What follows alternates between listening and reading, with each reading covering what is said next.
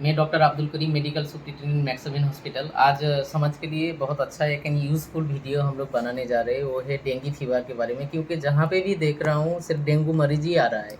OPD से लेके IPD से लेके सब जगह में डेंगू मरीज है।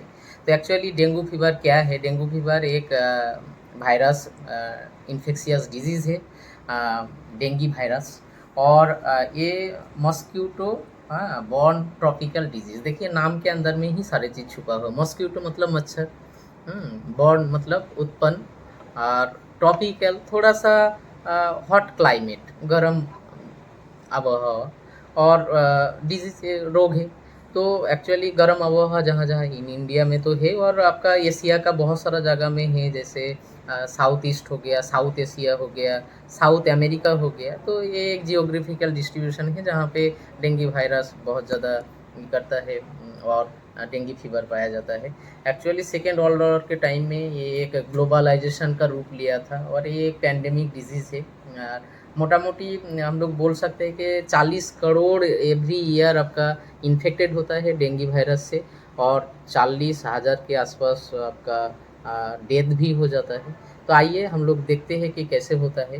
तो जब एक्चुअली क्या है कि जब एक स्वस्थ मतलब एक डेंगू वायरस किसी पर्सन के अंदर में ही, इसके खून में, और जब आपका कोई एक्चुअली फीमेल मॉस्क्यूटो बाइट करता है ना, और फीमेल मॉस्क्यूटो जब आके एक इन्फेक्टेड पर्सन जो है, जिसके अंदर में डेंगू वायरस है, उसको जब बाइट किया स्किन में, ठीक है, तो आपका डेंगू वायरस जो है मच्छर के अंदर में चला गया।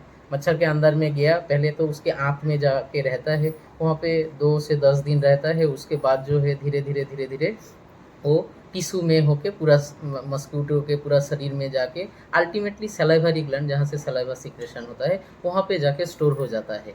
और अब जब ये किसी नॉर्मल इंसान को, अच्छे इंसान को काटता है, बाइट करता है, तब वो डेंगू वायरस स्किन में पेनिट्रेट हो जाता है। और जैसे स्किन में पेनिट्रेट हो गया, ब्लड वेसल्स में चला गया, डब्ल्यूबीसी में चला गया, हाँ, और डब्ल्यूबीसी में जाके वो वायरस रेप्लिकेटेड करना शुरू करता है शरीर के अंदर में।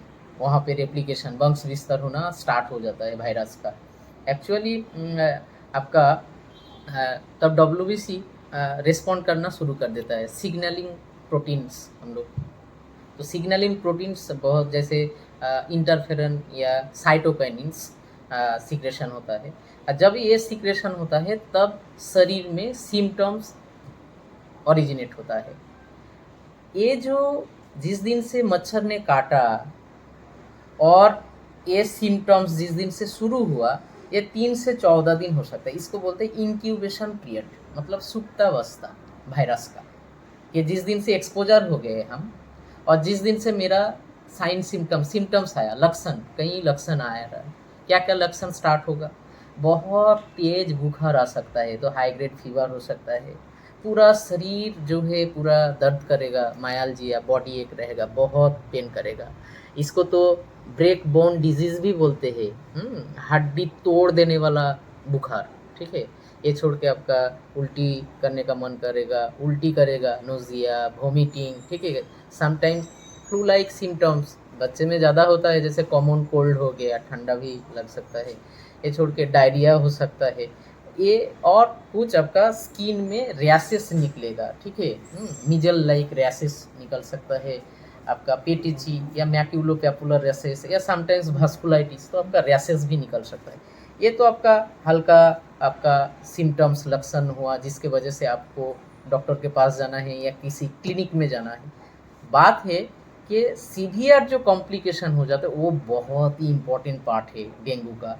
डेंगू का जो सीवियर कॉम्प्लिकेशन में है, ये है डेंगू हेमारेजिक फीवर और डेंगू शॉक सिंड्रोम।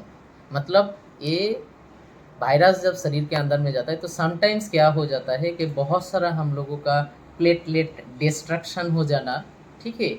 ये छोड़ के आपका जो क्लॉटिंग फैक्टर है, ठीक है, वो सारे डिग्रेडेशन हो जाना क्लॉटिंग फैक्टर का शरीर के अंदर में, फिब्रिनोलाइसिस हो जाना, जिसके वजह से क्या होता है कि शरीर से बहुत सारा जगह से खून निकलना शुरू हो जाता है, म्यूकस लेयर से, बेसिकली नाक, गम ब्लीडिंग, ठीक है, तो ये सारे जगह से ब्लीडिंग होना शुरू होता है शरीर का। तो धीरे धीरे इसको बोलते हैं हम लोग डेंगू हेमोरेजिक फीवर। और ये जो कैपिलरी परमिएबिलिटी के वजह से हम लोगों का जो खून की नली है, कैपिलरी परमिएबिलिटी की वजह से वहाँ से प्लाज्मा लीकिंग हो जाता है। तो प्लाज्मा जब लीकिंग हो जाता है तो वो प्लाज्मा कहीं कहीं पे एक्यूमुलेशन भी हो जाता है कैविटी में, जैसे उसको सेरोसल हम लोग कलेक्शन बोलते हैं। जैसे फेफड़ा, लंग्स के चारों तरफ में प्लूरल इफ्यूशन हो गया, एब्डोमिनल कैविटी में आपका एसाइटिक फ्लूइड बोलते हैं हम लोग। तो ये सिम्टम्स भी समटाइम्स पाया जाता है। एक्यूट लिवर फेलियर हो जाता है। हार्ट के ऊपर भी इसका एक बहुत अच्छा रोल है। हार्ट भी इन्फेक्टेड हो जाता है तो हार्ट रेट स्लो हो जाएगा। हार्ट रेट स्लो हो जाएगा तो बीपी ड्रॉप आउट हो जाता है, तो सर्कुलेटरी कोलैप्स हो जाते हैं, जिसको शॉक बोलते हैं। ठीक है। और डेंगू शॉक सिंड्रोम होकर पेशेंट कोलैप्स हो जाने का बहुत चांसेस रहता है। तो ये जो कॉम्प्लिकेशन के पहले डेंगू हेमोरेजिक फीवर हो जाना, फिर डेंगू शॉक सिंड्रोम में चला जाना और कोलैप्स हो जाना, ये बहुत ही एक माने क्रिटिकल पार्ट है। तो डेंगू का ऐसे 3 पार्ट है एक्चुअली। जे पहले क्या पार्ट है कि पहले आपका फिब्राइल पार्ट के हाई फीवर आएगा। हाई फीवर जब आता है तो कभी कभी हम लोगों का ब्रेन भी इन्फेक्टेड हो जाता है। सेरिब्रल एन्सेफेलाइटिस हो जाने का चांसेस रहता है। कभी सेंस आया, कभी सेंस नहीं, ऑल्टर्ड सेंसोरियम, कभी कभी आपका चमकी आना, कॉन्वल्सन, मिर्गी टाइप का जो है ये आएगा। तो ये छोड़ के भी न्यूरोलॉजिकल कुछ डेफिसिट होता है, जैसे गुलियन बेयर सिंड्रोम हो जाना, ट्रांसवर्स माइलेटिस हो जाना। तो ये सारे चीज़ होता है। अगर डेंगू के समय में कोई प्रेग्नेंट होता है, माने प्रेग्नेंट है और डेंगू उसमें डेंगू वायरस इन्फेक्टेड हो गया, तो आपको मिसकैरेज हो जाता है, प्रीमैच्योर बर्थ हो जाता है, लो बर्थ वेट बेबी होता है। तो ये सारे चीज़ हम लोगों को देखा जाता है। आज जिस हम लोगों को जब इस टाइप का साइन सिम्टम हम लोगों का शरीर में होता है तो हम लोगों को इमीडिएटली डॉक्टर के पास जाना चाहिए और डॉक्टर के पास जाके कंसल्ट करना चाहिए। तो डॉक्टर के हम लोगों के पास जब मरीज आते हैं तो हम लोग पहले एक्सपोजर का हिस्ट्री लेते हैं, उसके बाद सारी चीज़ ट्रैवलिंग हिस्ट्री से लेके सब कुछ कब से है, क्या क्या साइन सिम्टम हम लोग देख रहे हैं, फिजिकल एग्जामिनेशन करेंगे। उसके बाद हम लोग ब्लड इन्वेस्टिगेशन करते हैं। डेंगू का कार्ड आपका टेस्ट होता है, NS1 एंटीजन, एंटीबॉडी, ये सारी चीज़ करा के कन्फर्मेशन कर लेते हैं। PCR हम लोग ब्लड में पॉलीमरेज चेन रिएक्शन जो है तो वो भी भेजते हैं कन्फर्मेशन करने के लिए। कुछ हम लोगों को रेडियोलॉजिकल फाइंडिंग्स का बहुत ज़्यादा ज़रूरी होता है। चेस्ट एक्सरे में देखते हैं कि आपका वहाँ पे प्लूरल इफ्यूशन है कि नहीं। अल्ट्रासोनोग्राफी के माध्यम से हम लोग देखते हैं कि एसाइटिक फ्लूइड है कि नहीं, लिवर का साइज बड़ा है कि नहीं। तो ये सारे चीज़ हम लोग देखते हैं। और उसके बाद जो है कभी कभी हम लोगों को डिफरेंशियल डायग्नोसिस भी हम लोगों को कि एक ही टाइप का लगता है कि ये तो जैसे डिफरेंशियल डायग्नोसिस में क्या क्या आता है, मलेरिया आता है, वायरल हेपाटाइटिस आता है, लेप्टोस्पायरोसिस आता है, ईओलो फीवर आता है। तो इस टाइप का डिफरेंशियल डायग्नोसिस भी है, तो हम लोगों को वो कन्फर्मेशन करना बहुत ही ज़रूरी होता है। ऐसे तो बेसिकली हम लोगों को सपोर्टिव केयर ही ज़्यादा होता है माइल्ड और मॉडरेट के लिए। तो सपोर्टिव केयर हम लोग देते हैं उसको। अगर बहुत ज़्यादा फीवर आ रहा है तो हम लोग पैरासीटामोल देते हैं, पूरा शरीर को स्पॉन्जिंग करते हैं। और अगर देखते हैं कि नहीं कॉम्प्लिकेशन है, कुछ सीवियर कॉम्प्लिकेशन में है, तो हम लोगों को फ्लूइड बैलेंसिंग करना ज़रूरी है शरीर में। ठीक है। दूसरा है कभी कभी समटाइम्स ब्लड ट्रांसफ्यूशन की भी ज़रूरी पड़ता है। फ्लूइड बैलेंसिंग क्यों? क्योंकि हम लोगों को देखना है कि यूरिन आउटपुट कितना आ रहा है। ठीक है। अगर ओलिगोरिया है कि नहीं, एनोरिया है कि नहीं, मतलब टोटल यूरिन स्टॉप हो गया ना, कम करके यूरिन आ रहा है, क्योंकि शरीर में तो फ्लूइड एक्यूमुलेट हो जाता है, जैसे बोले प्लूरल इफ्यूशन, एसआईटी। पहले हम लोगों को अगर इस टाइप का है तो फ्लूइड को हम लोगों को यूरिन आउटपुट इंक्रीज करने के लिए हम लोगों को लूप डायूरेटिक्स, जिसमें पेशाब आपको थोड़ा सा बढ़ जाए, मूत्र विवर्धक, जैसे आपका टॉर्सेमाइड, फ्रूसेमाइड, इस टाइप का मेडिसिन हम लोग यूज़ करते हैं।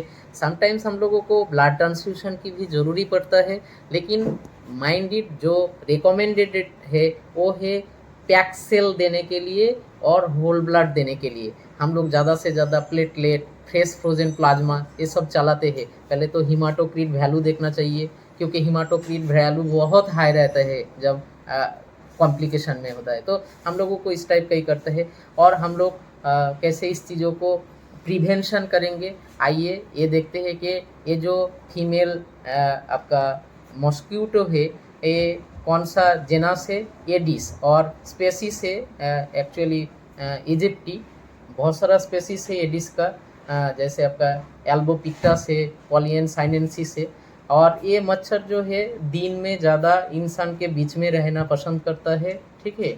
और आपका ये जो वंश विस्तार करता है वो थोड़ा सा जो अच्छा पानी है, स्वच्छ पानी है, जैसे बारिश की पानी हो, पानी जहाँ जहाँ पे रुक जाता है, जैसे आपका फ्लावर टब हो गया नारियल के अंदर में, या कोई भी जगह में जहाँ पे पानी रुका हुआ है, स्वच्छ ट्रांसलूसेंट वाटर, वहाँ पे वो रिप्रोडक्शन करता है। तो हम लोगों को ये सारे चीज़ भी देखना है। ये जितना हम लोगों का आजू बाजू में या कहीं पे भी पानी रुका हुआ है, वो सबको साफ सफाई क्लीननेस की बहुत ज़्यादा ज़रूरी है। और हम लोगों को मच्छर ना काट ले, इसलिए हम लोगों को पूरा शरीर को ढका हुआ कपड़ा पहनना चाहिए। हम लोगों को मच्छरदानी टांगाना चाहिए, हाँ, मच्छरदानी का यूज़ करना चाहिए। ये छोड़ के भी बहुत सारा इंसेक्टिसाइड्स या बहुत सारा आजकल आपका गुड नाइट कॉइल्स ये सब वो, लेकिन ये सब का साइड इफ़ेक्ट भी है, लेकिन something is better than nothing. तो एनीवे इस टाइप से हम लोग प्रिवेंशन कर सकते हैं चीज़ों को। लोगों को कॉन्सर्ननेस या अवेयरनेस की ज़रूरी है, लोगों को अवेयरनेस कराना चाहिए हम लोगों को कि ये करना चाहिए, इस टाइप से रहना चाहिए। अपने हेल्थ की इम्यूनिटी को इम्प्रूव करने के लिए आपको एकदम हेल्दी खाना, ठीक है, स्वस्थ रहना बहुत ही ज़रूरी है। फ्रेश फ्रूट्स आप बहुत ले सकते हैं। प्लेंटी ऑफ वाटर, बहुत ज़्यादा पानी पीना है आपको। और फ्रेश फ्रूट्स में आपको जूस हो या फ्रूट्स हो, इसमें आपका पपीता ले सकते हैं। पपीता का पत्ता का रस भी आप पी सकते हैं। मार्केट में इस टाइप का बहुत सारा मेडिसिन भी है कारा का, पपैया का, ठीक है।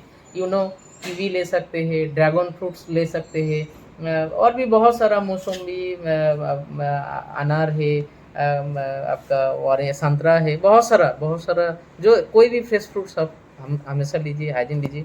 और माइंडेड कुछ कुछ प्रिकॉशन लेना बहुत ही ज़्यादा ज़रूरी है। प्रिकॉशन में आपका आ जाता है कि कोई भी अगर ब्लड प्रोडक्ट्स अगर किसी से लेना है तो उसको आपको अच्छे से स्क्रीनिंग करना है कि इन्फेक्टेड मटेरियल से कि नहीं। ऑर्गन डोनेट टाइम में भी देखना चाहिए। कुछ वर्टिकल ट्रांसमिशन भी होता है, जैसे माँ से चाइल्ड ट्रांसमिशन हो जाए, इन्फेक्शियस डिजीज़ है। कुछ अनयूजुअल ट्रांसमिशन लड़का लड़की एक साथ में भी कभी कभी होता है, अनयूजुअल है, बट आपको इसमें भी ध्यान देना चाहिए। और आपको कुछ मेडिसिन जैसे पेन किलर, जैसे NSAIDs, non steroidal anti inflammatory drug, just like aceclofenac, diclofenac, ये सारी मेडिसिन, क्योंकि इसमें आपका ब्लीडिंग कर देने का, हेमरेज हो जाने का चांसेस ज़्यादा रहता है। आपको खून पतला करने वाला मेडिसिन, जैसे आपका इकोस्प्रिन हो, क्लोपिडोग्रेल हो, इस टाइप का मेडिसिन भी नहीं लेना चाहिए। तो ये सारे चीज़ों में हम लोगों को प्रिकॉशन लेना बहुत ही ज़रूरी है। और इस टाइप का अगर साइन सिम्टम आपको देखे तो आपके नियर अबाउट जो डॉक्टर है, नज़दीकी डॉक्टर या कोई भी क्लिनिक, वहाँ पे जाके आप कंसल्ट कीजिए और उसके बाद आप एक परामर्श, एक डायरेक्शन लीजिए। कुछ वैक्सीनेशन भी है, जैसे 2022 में आपका यूरोपियन मेडिसिन एजेंसी के द्वारा क्यू डेंगा करके एक वैक्सीन आया, जो 4 साल से लेके आप एडल्ट तक किसी एज ग्रुप में 4 साल से नीचे नहीं आप दे सकते हैं। और डेंगा वैक्सिया करके भी एक ये आया था, वैक्सीन आया था 2016 में, बट उसमें कुछ पाबंदी था कि जो लोगों को एक बार डेंगू फीवर हो गया उन लोगों के लिए, ठीक है। तो वैक्सीनेशन भी आया है मार्केट में। और मैं चाहूँगा कि ये वीडियो आप लोगों के लिए बहुत फ़ायदा करेगा। आप लोग स्वस्थ रहिए, अच्छा रहिए। और अगर कोई डेंगू फीवर हो गया तो वो घर में आपको रेस्ट करना चाहिए। और बात क्या है कि मोटा मोटी ये 2 to 8 डेज़ के अंदर में रिकवरी हो जाता है। रिकवरी बहुत अच्छे से होता है। तो डोंट वरी, डोंट पैनिक, अपने हेल्थ के ऊपर ध्यान दीजिए। और लोगों को भी आप एक समाज में रहने के लिए एक सामाजिक होना बहुत आवश्यक है, इसलिए समाज के लोगों को आप अवेयरनेस एंड कंसर्न कीजिए। Thank you so much.